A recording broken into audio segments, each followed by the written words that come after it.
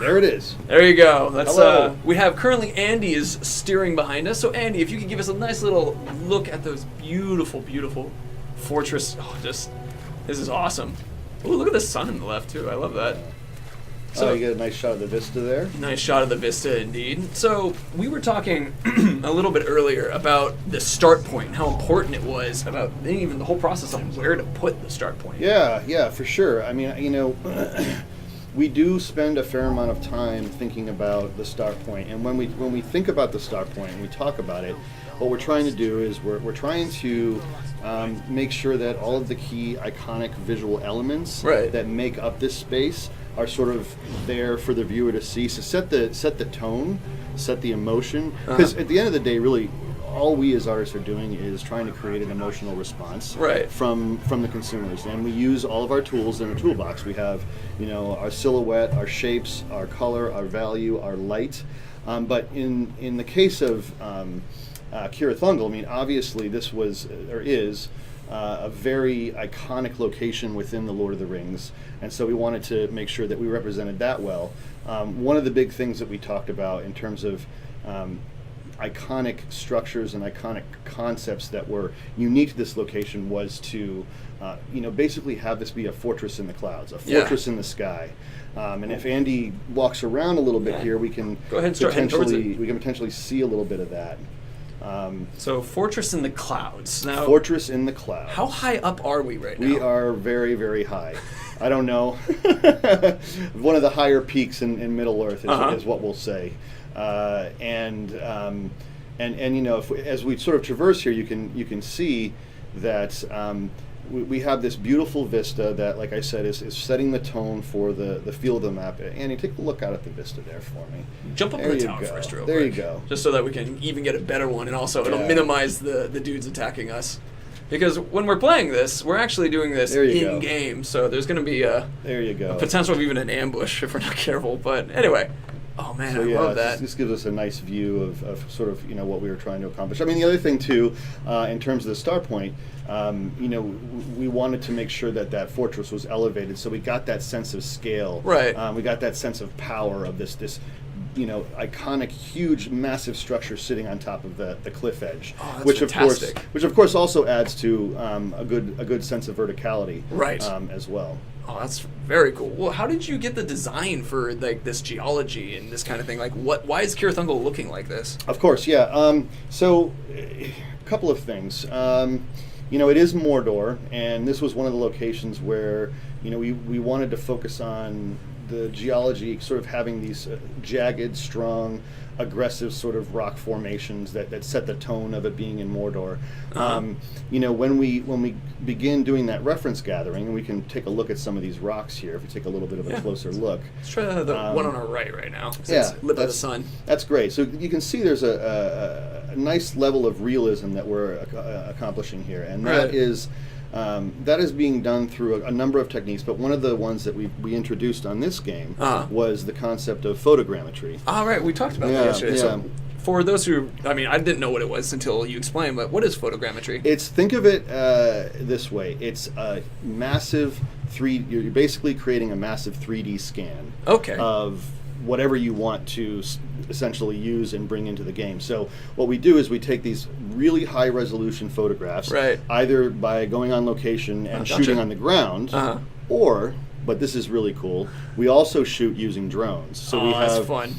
We have some folks that bring out their drones, and we go on location and fly around. And essentially what we do is we get, like I said, these high resolution photographs. We scan all this information, and then we bring that into the engine, and that helps generate the geometry and then also the materials. Oh, that's fantastic. And it's a thing that's been around for a long time, but it's sort of newer to games. It used to be, it started out with being used by cartologists and by the government in terms of trying to get basically intelligence on information. And it's been used in film for a good amount of time, but over the last couple of years, it's been introduced into games, and it's really helped bring that level of realism and authenticity up to a whole nother level. Oh, that's amazing. And for a reminder for everybody watching, we're playing this at 60 frames per second, and then because we're on Twitch and YouTube and that kind of thing, it's at 720p. So we're actually, the TV we're using is 1080p, and then we have 4K. And so just as a reminder, like,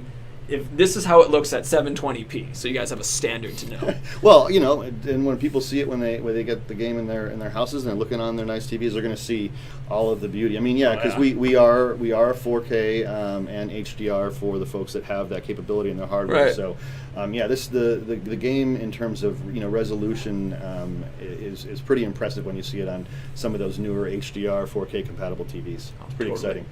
So it's at this moment, I mean, with those incredible TVs, you guys will be able to take this opportunity to. Poor Andy is getting attacked for everybody, but see, you can throw people off. They like you, Andy. There you go. So you can throw people off these cliffs. They're interactable as well. But we were going to take the opportunity to admire this fortress a little bit. And actually, I mean, as we're looking at it, let's go ahead and run to that crane that's up in the top right there. That's another one of the features that we can interact with. But so where did these big caves come from around us? And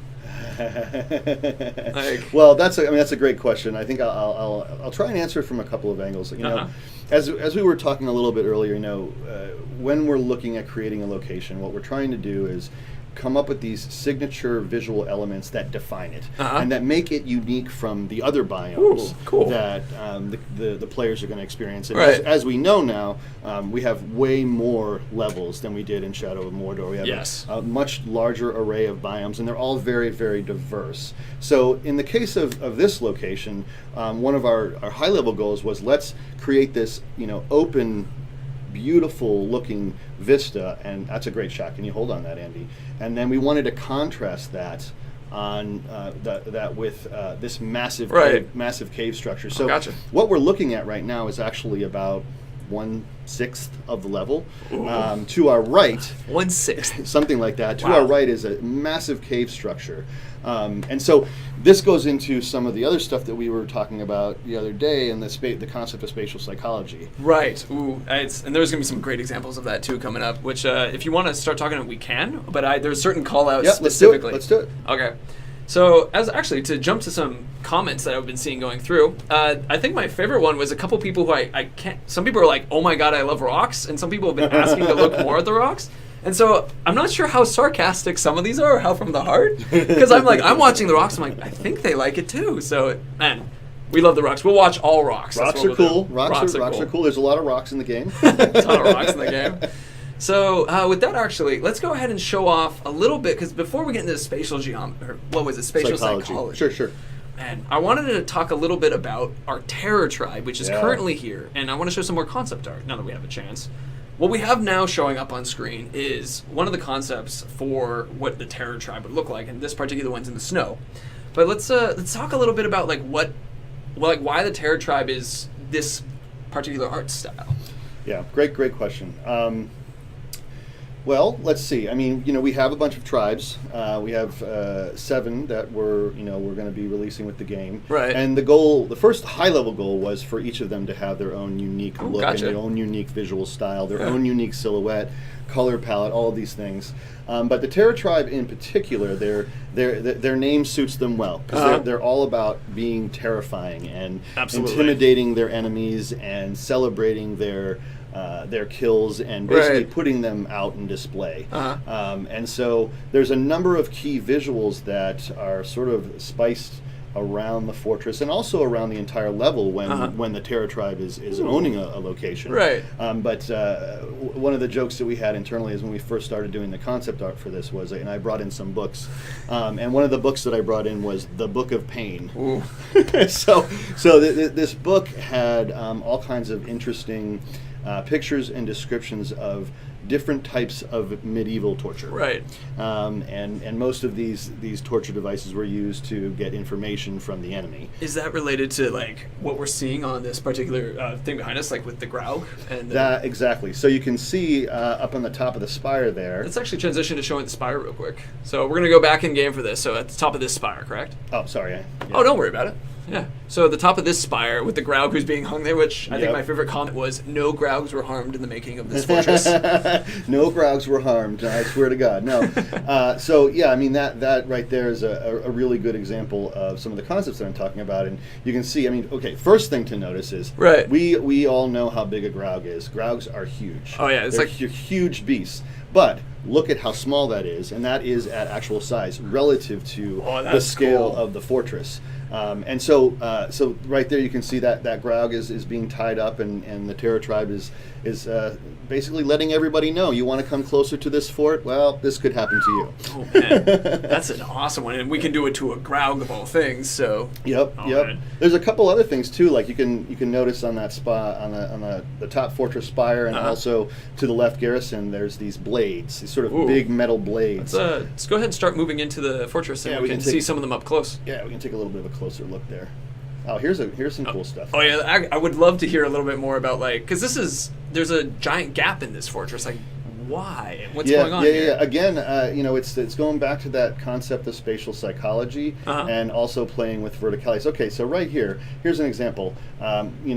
We just came from this big open area, right? And there was this big expanse, and we're getting this sense of a beautiful vista. But now we're coming into this fortress, and we're going into these contained and sort of more contained environments. Right. And the goal of that, and this is it's interesting because it is fairly scientific, that there's been these studies, for example, where they've rigged up human beings, put some sensors on their brains, and studied the brain responses when they were in contained locations. That's really cool. And then sort of came out of a contained location and went and looked at a vista. And I mean, this is just such an animal response. I mean, think about it. We are all journeymen. We're all travelers. We're all explorers. And so that's why when people are playing games or they're watching films, you see those beautiful panning vistas of a location to set the stage. It's because that gets people excited. So right now, I guess we can control everybody's brain for a moment. Andy, if you could turn around and go ahead and head us upwards. We're going to make everybody have this moment of like lighting up our EKGs and that kind of thing. Yeah, for sure. Well, that'd be fun. Yeah, for sure. And this is, this also, we like to have fun with designing opportunities for really interesting traversal and cool verticality. And so, you started out in that open vista, you came down, you're in sort of that more contained environment, and now we're up top and we get another beautiful shot of the vista, and we get a great sense of scale and so forth. That's so cool. So I guess scientifically we're all lighting up according to this at the moment. Oh, that's fun. Andy's going to mind control us from Smash C. Exactly. So it's check out the guys on the spikes right there. Yep, there's another example of the Terror Tribe just making sure that whoever's coming up here knows what they're heading for. Right. In fact, we can see a little bit of a closer shot of the Graug here on the gatehouse.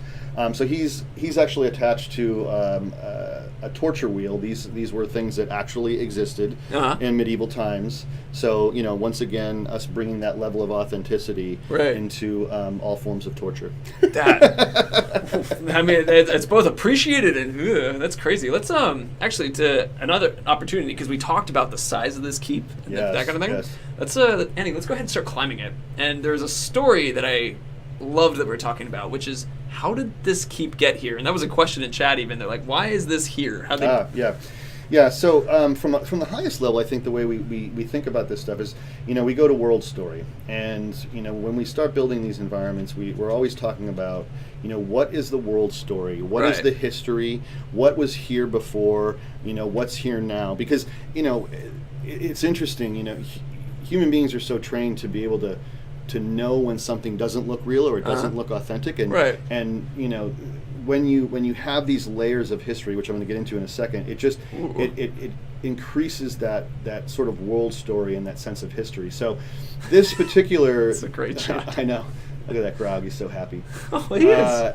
This particular tower was inspired by Numenorian architecture, and as we know with the Numenorian race, they were this very powerful race that had incredible craftsmanship in terms of how they built their structures, and so this is something that's been here for a long time. So it's that layer of history. So we have this Numenorian structure that existed here for a long, long time, and then we have the layer on top of that, which if we look down, we see some of the Gondorian-inspired architectural buildings that make up the interior of the keep.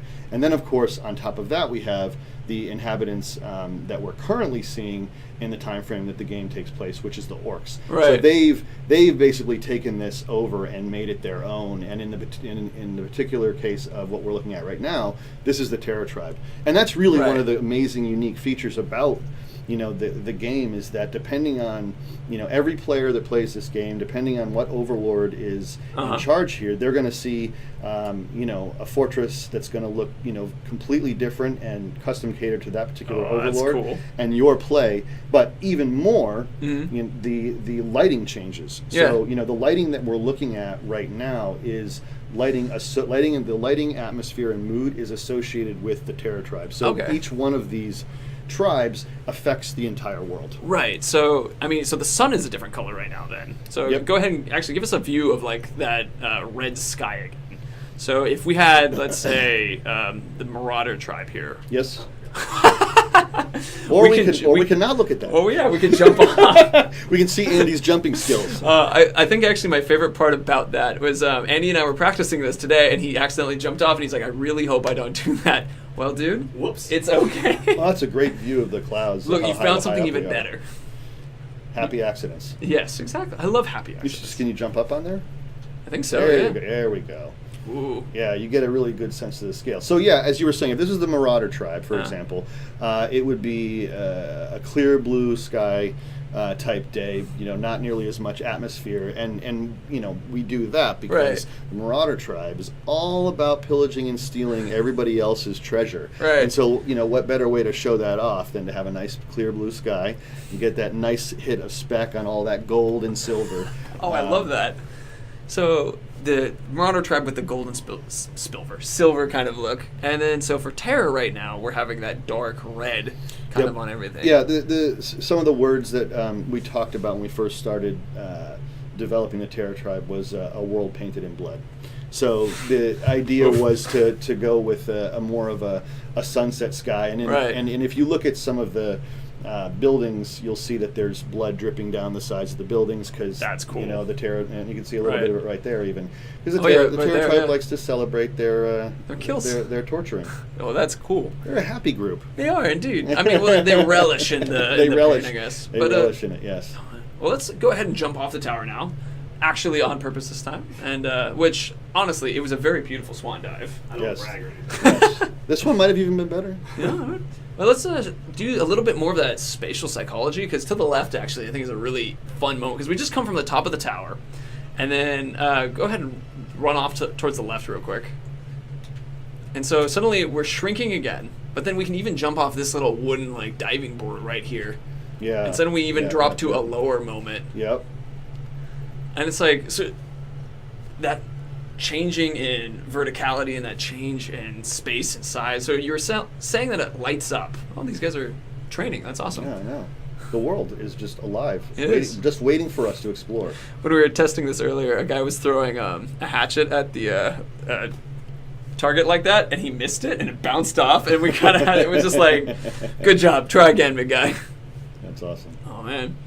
So, we had a question. Currently, right now, we are demoing on Windows 10, just so you guys are aware, it's a PC. And let's go ahead and jump across that chasm. Or first push. Oh, he died at the edge. And let's see. Oh, this is cool. So, we were talking a little bit. What's the yellow spots that are on a lot of these buildings right now? Oh, yes. So that is some lichen. Some lichen that is. We have lichen? Yes, we do. Wow. We have some lichen that's growing all over these fortress buildings, and also, all around the geology. And it's a great question because, we actually talk about this stuff in detail. One of the things that's interesting is, we are a realistic palette. We are an authentic looking world, but we do try to get some color into our levels here and there, just for visual interest. And one of the concepts that we talked about when we were talking about the lichen was that this lichen, sort of this red rust color. It's almost as if it's eating away at the rocks. Oh, that's cool. So it's sort of staining the rocks. Yeah, we can see the lichen on behind our orc friend right there, but we can see the lichen on the stones too. For sure. So I saw a question. Someone was asking what lichen is. It's like a moss that grows on. It's a living creature. Yep. So it's growing, and as you said, it looks like it's eating away at the stones. Oh, that's cool. This guy, where did my friend go? So that's actually, let's go ahead and start heading towards those caves because we've got a couple things to show in there. We're not going to show everything in there yet. No, but we'll give you a little bit. You want to talk about the mouth? Ooh, please! Oh, I love the idea of the maw. Yes. I don't even know if we're gonna. Let's see if we can get up. I think we can. Yeah, we can get a good view from right here. So just to talk a little bit more about the geology. We're always gravitating towards these sort of unique themes that I've mentioned, and in particular here, the concept that we had was that this cave, these rock formations, were sort of growing and flowing and creating this angular shape that's in almost the shape of a mouth, almost as if it looks like it's getting ready to swallow up the fortress. Awesome. Again, it's Mordor, aggressive shapes, aggressive silhouettes. It's my shirt currently says Mordor, wish you were here. So it's the right one for the experience. Oh, that's cool. And then you see the light. So it's like it's gonna eat this fortress. That's right. Yep. That's fantastic. Cool. All right, let's. So Andy, go ahead and that one just to our right. We'll go through that one, then take a sharp left because there's a tower over there we want to talk about. Which before we reveal and talk about that tower, sure. Let's actually talk about the why there's an interesting tower. You described it as almost like points of interest that people can immediately get. Yeah. One of the challenges of making a game is that obviously you can't control the composition because it's not like a 2D painting where you can follow the rule of thirds and follow some of these illustration and photography tricks that are pleasing to the eye.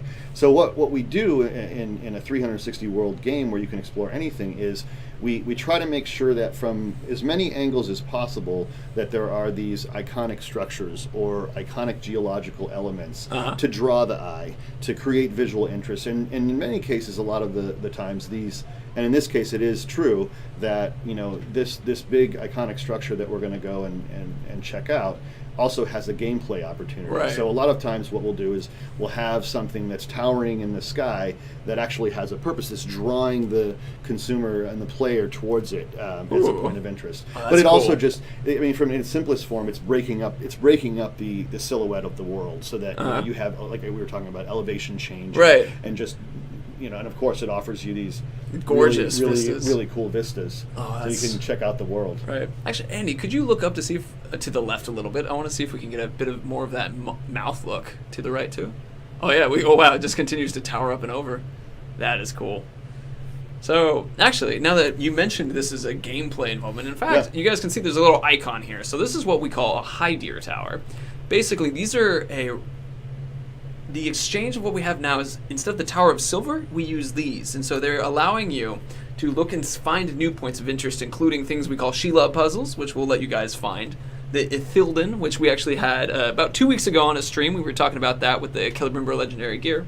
And then also you can pick up Gondorian artifacts. And so using these towers, they turn into fast travel points as well as ways you can discover these things. Yeah. But we'll let you guys play with those at a later time. And I love if people is it October already? Sorry, bud. It's coming. It's coming. So we can see right through there right now a bit of the inside. But before we show that, I want to take us back to some concept art. Yeah, let's check because what are what's going on inside all these places? Yeah, for sure. So from a narrative standpoint, Cirith Ungol in our story, this is where a lot of the staging for Sauron's forces is taking place for the assault on Minas Ithil. So there's an incredible amount of industry and planning for war and building of war machines and so on. So once we get in there, we can talk about some of the stuff they're doing in there that is getting Sauron's forces ready to take down Minas Ithil. Actually, before we do that though, we have another inside look because we were showing you could see these wooden platforms kind of thing. So let's go ahead and let's do a quick. Don't worry. It's so where we had these platforms in there, and so these platforms. Now, you had an interesting way to describe this particular environment, and I want to have you say it again, and then we'll go into it. Sure. Yeah, one of the things that we talked about was the goal here was to create sort of this beehive of activity and visual interest and layers of architecture and verticality. Right. And once we get in here, we'll see that this is one of the big areas of industry where the orcs are mining in this cave for all of its raw materials. Oh, that's awesome. Gotcha. That's very cool. So with that, actually, let's go ahead and start heading towards that so you guys can see. Let's do it. It's going to be cool. Oh, yeah. I think I saw Ulrich's Hollow in there actually made a comment saying concept art is too OP. I particularly liked that. Oh man! And so a couple people asking a few questions related to this, and sure. It's I actually have a question, but I want to. So people are saying, are these caves goblin related at all, or? Not particularly goblin related. Uh-huh. We certainly have our ghouls that like to show up from time to time. That's true, yeah. Depending on the time of day and kind of the state of the game. Right. But no, not particularly goblin related. But when we were developing these visuals, I think people are looking at the concept art and seeing some of those similar visuals. We did look a lot at Isengard to sort of sell that concept of Sauron's forces just nonstop preparing for war. And another thing that's interesting to talk about too is some of Tolkien's themes. One of the big themes is the concept of over-industrialization of the world and the fall of nature.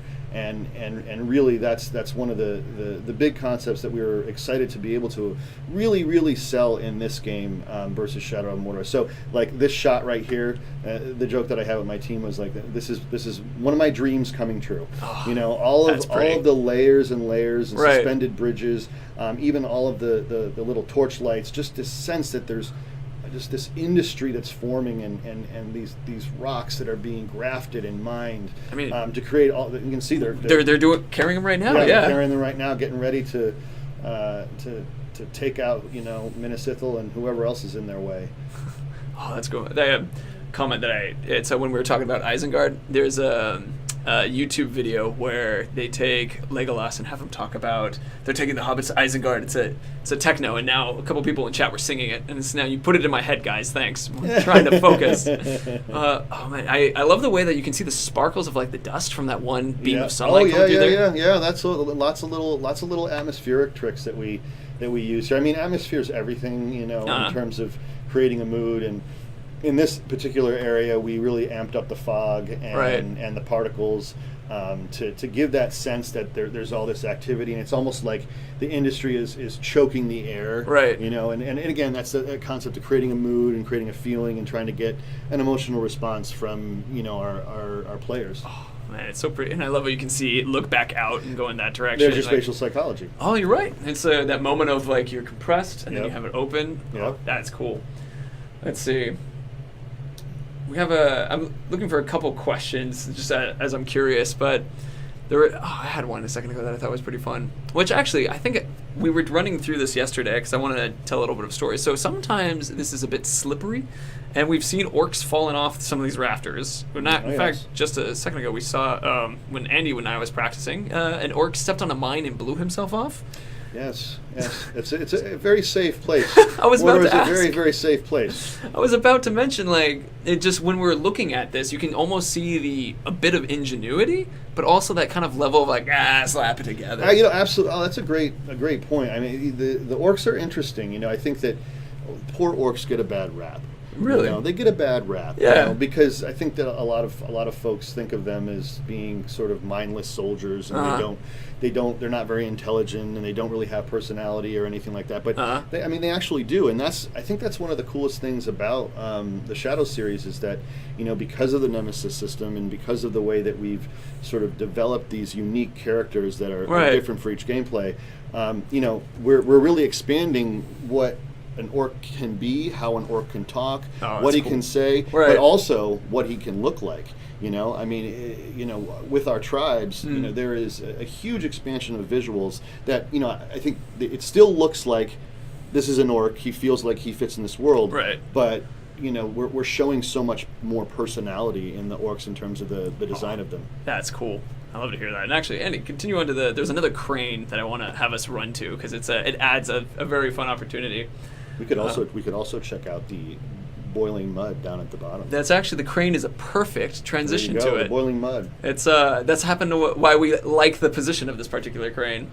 This goes back to your spatial psychology again, because now we were in this big open area, but just a quick little step off the top of this, and suddenly we're back into an enclosed, quiet, hot, burning place. And you were telling me, what's with the boiling mud a little bit? The boiling mud is cool. Oh, that's it. It's cool. That's all. No, it's again. I mean, it's an environmental hazard, which is really cool. But it also sets that tone, the tone of danger. Right. The sense that they're mining this location, trying to get whatever materials they can, and that it's a dangerous place. Right. And it's not like we just randomly say, oh, let's put a boiling mud pool here. No, we put it here because it's helping to tell that world story. Right. It's a visual that represents danger, and that I think represents Mordor really well.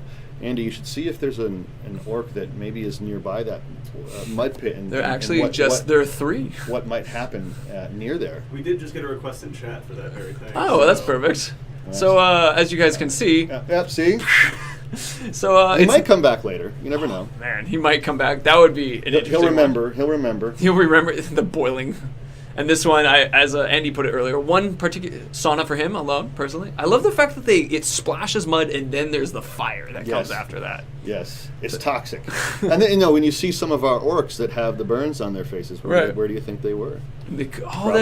Probably over here. That's some cool environmental storytelling. And that environmental storytelling connected to our orcs and all the different impacts that you can have on them, and that the world can have. Just as a living world, it's just happening all the time. Oh, that's fantastic. That's really cool. I love the lights too as you're walking through here. Yeah, that helps. I mean, that's one of those things that really helps give it that sort of beehive look. That really the sense of visual complexity and just I think helps sets the tone. Right. I love it. It's people are saying jump in the mud, or it's just like and donate to save these orcs that have been through the mud. So at this point, actually, we'll open up to a Q&A related to our art. Actually, first we'll throw this guy in. But we want to have. We must do that first. This is very important. Oh, look! You can see the guy floating in it after he fell in. Oh, that's nice. He's taking a bath. He's taking a mud. His skin's gonna be so soft. It's a mud peel. It's a mud peel. I mean, his skin will peel off with it. So it's very good. So we have looked at like a very tiny sliver of this cave. There's all kinds of interesting stuff in there. That's awesome. I mean, this is such a small sliver of this entire level. Yeah, for sure. And then it has so many. Oh, that's very cool. I love that.